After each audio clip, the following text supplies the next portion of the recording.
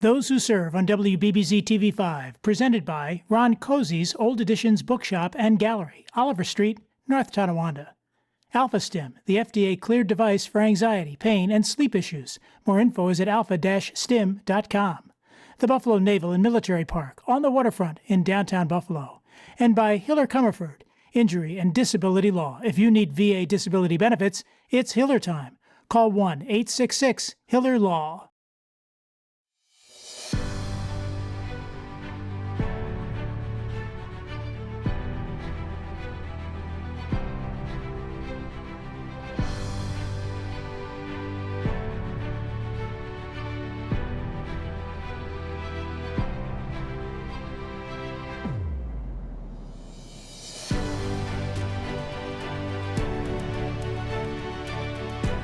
Hello, I'm Terry McGuire, host of Those Who Serve. On this show, Rear Admiral Wirth and his wife Stacy, both are Grand Island natives, and Admiral Wirth is a submariner. You're going to love his story. We will also feature a couple of interviews with two docents who will be actively recruiting for new docents aboard the ships at the Naval Park. That includes the USS the Little Rock, the USS the Sullivans, and the USS the Croaker. Thank you and enjoy the show. Hi, I'm Terry McGuire with Those Who Serve, and today we have some great guests from our local area, Grand Island, New York, all the way back from Kings Bay, Georgia right now, but we have Rear Admiral Robert Wirth and his wife Stacy, who are joining us today to talk about some things about Navy life, what's it like to be in the Navy, and some of the great events that we have coming up. And by the way, one of our great events is commemorating the Battle of Lake Erie, September 17th.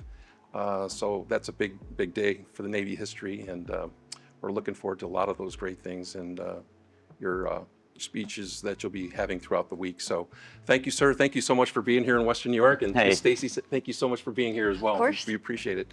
So, you know, growing up in Grand Island, you're surrounded by water. You got the Niagara River, you've got Lake Ontario, you've got Lake Erie. Did that have any influence growing up in Western New York about maybe a career in the Navy? I think it probably did in some ways. I did grow up, fishing, just looking down right by the Naval Park, seeing the boat ramps, and I remember going there with my grandfather, my dad, and my brother, and those great times, dropping our boat in the water, doing some fishing in the lake. And the other part is my sister, a few years senior to me, but she also had a career of service in the Navy, 24 years being a naval nurse. And when I was trying to decide between the Army or the Navy, it was partly her, and then my dad, who was also an Army veteran. He kind of asked, "Hey, do you want to be in a non-air conditioned tent, or maybe in a seaworthy ship can go around the world?" And so between a couple of those factors, I did, no regrets, join the Navy, amazingly, about 35 years ago. You know, a lot of things hinge on fate. When General Eisenhower was contemplating his service, he wanted to join the Navy, but unfortunately the Navy officer that was going to give the admission test didn't show up, but the Army officer did. So he took the Army exam, and next thing you know, he's at West Point, and the rest is kind of history. But it's funny how little quirks of fate happen. It is. I think things happen for a reason, and I couldn't be more blessed to have gone on this journey with my wife Stacy. I think we started dating about 37 years ago this November. And she's been with me by my side, and I couldn't thank her enough for everything, all the support from her and all the Navy families and the sailors over the years. It's really huge, Stacy. I mean, your role, we talk about in the military, we've often coined that term dependents and spouses and all that. It's really a co-equal relationship, because I know from my experience, if you don't have a supportive family behind you, there's no way that Robert could go out and do the things that he does. So Absolutely. Can you expound upon that a little bit? It's just a crazy life. Like, You were talking about 18 moves. we have moved 18 times that I will count, because I only count the really big ones where you put everything in the truck and the truck goes away, and moving houses. We've lived in hotels, we've lived in his sister's house, we've lived in my parents' house, it's a very transient life, but nothing like I would ever have expected to be doing. But I feel blessed by what it's really about is the people and the people that we've met. And my job now is supporting spouses and families, and it's very rewarding work. I mean, it's not always, as a spouse, you don't always get the props. You don't always get the applause, the mention, but we're doing something that's bigger than ourselves. And I think I think you just nailed it. Something bigger than ourselves. It's really, a great service. And, especially, some people say, well, that's a lot of wear and tear in your family, your children, going through a lot of different schools. They have to make new friends. But on the upside, they have to learn how to make new friends, and they have to know how to connect with others in a very short amount of time. So maybe that's a positive of Navy life. It makes them very resilient, or you hope that they become very resilient. I'm really excited as an Army officer, former Army officer, retired, to talk about the Navy because, as a branch, really, and combined with the Marine Corps, you're a complete force. You have things going on above you, below you, and underneath, with your submarine service. So tell us a little bit about what's going on in the Navy today. I'll tell you, we're operating worldwide from the seabed to the stars. Just as you said, the Navy operates in all domains. And what a highly technical, well-trained, integrated team. And it's fabulous. Every day we have about 100 different vessels operating in every time zone, in every ocean around the world, protecting our seas, providing global prosperity and assurance that kind of able to move those goods and trade around. And as you may know, but 90% of our global trade is transported along the seas, and New York State is a benefactor of one of that, as the third largest in the country for exports for our global trade. Well, and that blends very nicely. We're coming up on our anniversary of the Erie Canal. We have the history, or the 250th anniversary of the Navy. The Army just had theirs are coming up, and then we'll have our 250th celebration of our country. So a lot of interesting milestones coming up. Yeah, and great events, not just in one part of the country. These events are integrated and coordinated throughout the country. Main areas, though, are capital of our country, as their 250th anniversary is coming up next year as well. But leveraging that through Philadelphia, New York City, New Jersey, and just as you said, events this week just kind of reflect our rich history. Yep, and we'll be talking more about 9/11 and different states of our country. But it's interesting too. We have a little milestone here in the Great Lakes coming up on September 17th, the Battle of Lake Erie, which is one of the most important battles of that whole conflict. It is, and the Battle of the War of 1812, and Oliver Hazard Perry's famous quote, "We have met the enemy and they are ours," still resonates today. I think what we work towards is kind of the motto of the command where I work at today is combat ready to preserve the peace, and that's what our sailors, our efforts are each and every day to help ensure our way of life. Yeah, I think that peace through strength doctrine is all important. So obviously going forward, it's a dangerous world, but hopefully we have great young men and women that are willing to rise to the challenge and be there for us. But going forward, we talked a lot about your great assignments and your history and your education. You're now in Kings Bay, Georgia for the fourth time? Fifth tour. Fifth tour, fourth time returning. And if you don't know where Kings Bay, Georgia, it's near St. Mary's, Georgia, and it's just north of Jacksonville on the other side of the border. So it's a beautiful area. If you've ever come through that way, make sure you check it out. But so you're a Naval Academy graduate from '94. You went to Old Dominion. You had some MIT background, but I think our audience might be pretty fascinated to know a little bit about your 200 hours rather, of yoga instruction. Tell us a little bit about that. That's pretty interesting. The Zen way of life. It is. So Terry, I never would have thought myself to be a yogi. But 10 years ago, my sister-in-law said, "Hey, you want to go for a workout?" And I was like, "Sure, I'll try anything, right? Try it once, see what it's like." And I was hooked.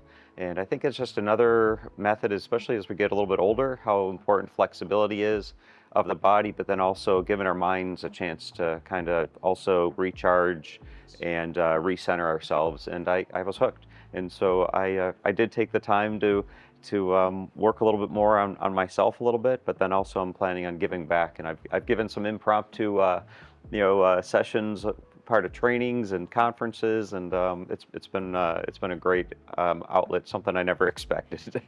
Yeah, so Terry, I'll share too. I'm a bit of a golfer, more of a hacker, but I'm driving the ball further in my 50s than I was any time in my life, and it's just again that strong core, but Sure. also the balance, flexibility. I think that's also helped too. Outstanding. By the way, if you're a young man or woman looking at a Navy career, what kind of steps should they complete in order to prepare themselves for a Navy career? Is there any particular field that you think going forward, like let's say AI or science, technology, engineering, math, anything that you think might be something that they should be looking into? Hey Terry, what's great about the Navy is there's all different options.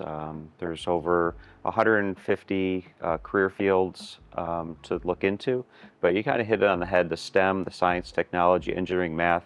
The Navy is primarily a technical-based, cutting-edge technologies. We are looking at AI and looking at unmanned, all different vehicles, above, on, and below the surface, and it's a really exciting time to consider joining the Navy.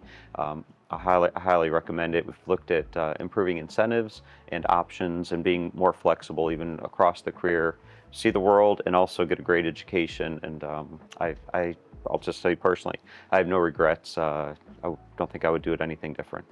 A lot of the Navy folks that I know, that's one of the things you just mentioned, just worldwide travel and getting out to see the rest of the world. You know, when you're thinking about the beginning of your career after the Naval Academy, what made you decide to join the submarine force, and be a submariner, versus the fleet or the line or aviation or even Marine Corps? Yeah, so Terry, all those options were on the table, and that also kind of drew me to go to the Naval Academy, vice West Point, when I had those two doors in front of me. And I think the summer cruises, getting to see the different career options, and it was really interacting with the sailors. And when I got to, serve aboard a submarine and see what they do day to day, how passionate they are about their work and how well trained and they know how to do their job, I knew I wanted to be part of that team. Well, Annapolis is a great place, and not just as an academy, but the surrounding areas are beautiful too. And that's one of the great things that I'm kind of jealous of as being an Army guy, is all the great port cities that you've had to enjoy. So that's special. Admiral Wirth, I want to thank you again for being here in Buffalo, and best of luck on your future endeavors. And thank you for your service. And also, Stacy, thank you for your service too, and being in a great role to help the Navy in general and America, peace through strength. So thank you, sir. Thank you, Terry. Thanks for having us. Thank you, Stacy. Thank you so much. Appreciate it. Hi, I'm Terry McGuire with Those Who Serve, and we're welcoming some of our docents back from the Buffalo and Erie County Naval and Military Park. We're here at the Admiral's quarters, and one of the great things that we're going to talk about a little bit today is the docent program on our ships that help those getting on our ships find their way around the ships and learn about our ships. We have John Radins, who's a submariner, and we also have Bob Kuhn, who's also the head docent here at the Buffalo and Erie County Naval and Military Park. So, gentlemen, welcome to being here today. Thank you, sir. Thank you. Thank you for being here. Tell us a little bit about the docent program in general. What can you tell us? People come down here for many different reasons, I think. We have I'm in my 13th year, and when I came down, we didn't have HEIP. And we seldom... Explain HEIP for our audience. Of course, yeah. It's honor, educate, inspire, and preserve. Right. The mission of the Naval Park. And we talk about those as being our 4 pillars of the Naval Park. I kind of think of it as a Venn diagram, and they overlap each other, with the 4 circles, and just not a standalone pillar. They don't stand alone. They're interdependent. So when I started, though, it was because I got a chance to come on these ships. I didn't know they were here. A friend of mine, who's a fellow docent, he'd been a docent for a year, and he said, "Oh, I'm going down on naval ships." And what's a docent? What do you do? And for those who don't know, docent is a nice term for tour guide. But the difference between us, I think, and a tour guide is a docent will explain much more information. Tour guide says, "Follow me. Don't trip on that wire. Right. Here we go. That's a door. That's a window." Yes. But as a docent, we get the opportunity to talk about the ships and what they did, how they served, about the people who served on them. When it comes to the Sullivans, we get to talk about the sacrifices of the family. It's not just the sacrifices of the... Right, understood. We're talking about some redevelopment of the program and to get more docents here at the park to take part in training and to learn how to be a docent. I don't know if you can, as Bob is the head docent, can you explain a little bit about what you're looking for as a docent? And Bob, I might mention, Bob is one of our newer docents, relatively new. He recruited me Oh, there you go. 3 years ago. We worked together at Western Pharmaceuticals. And Bob, though, has really embraced he's down here more than, probably, at least like a full-time job. I'd say he's there. Oh, fantastic. Call him up, we need something, but... So what would be your ideal candidate? But ideal candidate would be someone who's retired, someone who has the time. Not necessarily retired, but someone who has the time to come down here. We only ask for 4 hours a week commitment. That's it, 4 hours. As a docent, like I said, we're more than just tour guides, we're educators. And as educators ourselves, we're learning a lot ourselves as we educate our different guests, and of course a lot of them being school students. So it's we're here to we want to honor our military, our veterans, the people all involved in building these ships and servicing them. We want to inspire people to do it, educate them about all the. We have I tell people we have a ton of history here, tons of history, and then of course we're here to educate. And well, what's interesting to me is you have docents from all the branches, but is it true that you can be a civilian and get trained here as a docent? yes, being a veteran is not a requirement. Just having a desire to help your community, because you're giving back to the community. You're educating our guests. Our guests come from all over this globe. We get them all different backgrounds, different countries, different beliefs, whatever, and they just come from all over. And it's a pleasure to meeting these people, especially we get to meet admirals and generals here. That's right. That's true. That's true. So Talking about people from all over the world, I thought something was cool. Some Russians came aboard. Oh.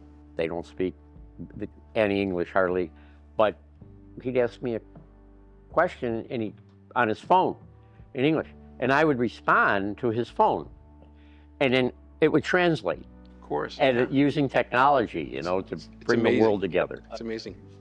Over 100 different countries come to the park every year, from what I understand. So that's pretty amazing to have that kind of great technology where you can converse and it's good to communicate, right? The very diverse group of people who come here, and you say, why are you here? Well, because they want to come specifically to see this park.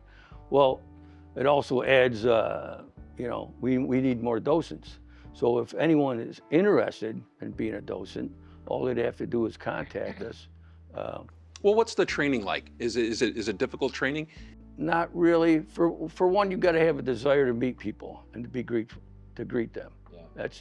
And we start you off as a greeter. You're on the quarterdeck of the Sullivans. When people come on board, we give them usually about depending on how big the crowd is, a 3 to 5 minute introduction as the park itself and what you're going to see. We have 3 World War II vessels that you're going to explore. And we give them a little background about the Sullivans. The Sullivans has a lot of history behind her, which includes the 5 brothers who lost their lives in World War II. And then you give them a little background about the Little Rock, her transition from a Cleveland-class cruiser to a present-day Galveston. And then, of course, the Croaker, the submarine, which that alone, she has a lot of great history. Understand, it's got great history. And I'm not going to spoil for anyone who's not been at the park because I want them to come to the park and see it. But any physical restrictions about being a docent? Obviously, you're up and down stairs a little bit. Up and down the stairs. We have some docents, they're greeters. They don't do tours because for health reasons. They're up in age. We need greeters as well. The people that gives us, the rest of us who are a little more ambulatory, to go out and do tours, So it's, you start off as like I said, you'll start off as a greeter, and then of course, You'll do 4 tours under the supervision of a docent. And then when you complete those 4 tours, then you're going to do 4 tours on your own with a supervisor, docent.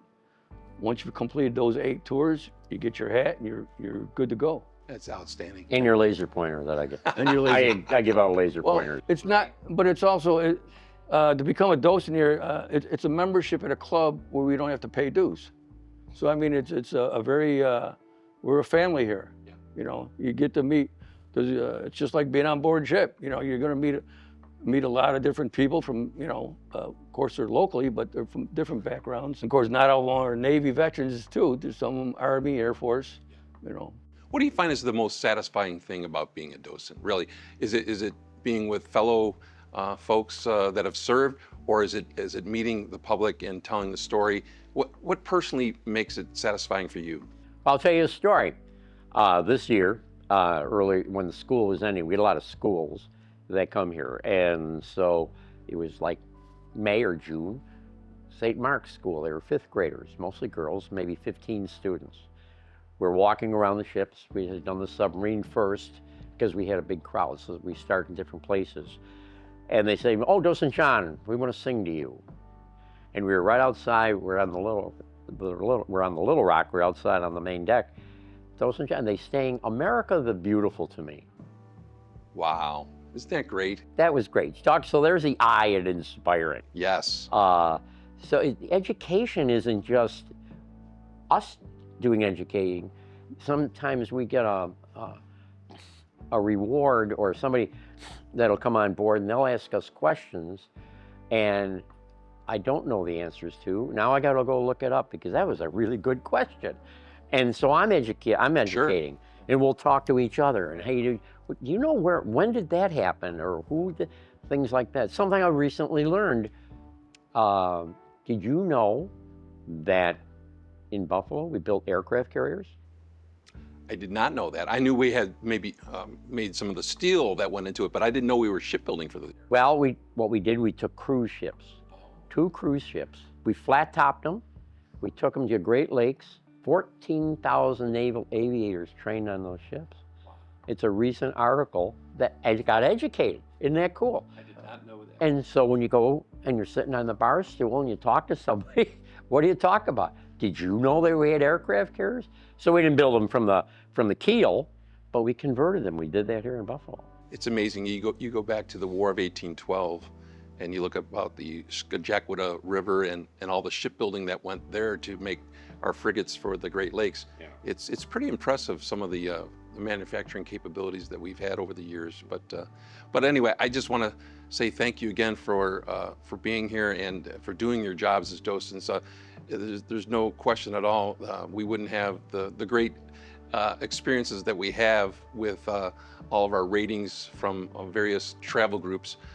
So you're part of that TripAdvisor successful rating. So thank you so much for all you do, and hopefully we'll continue to find some great folks that want to serve and be a part of your team. Bob, as lead docent, have you let up on that 20 push-ups requirement? They might make me do it. Thank you so much for being here, guys. Thanks. Alrighty. Take care. Good. Thank you. Appreciate it. Thanks for watching Those Who Serve. We look forward to seeing you on our next episode.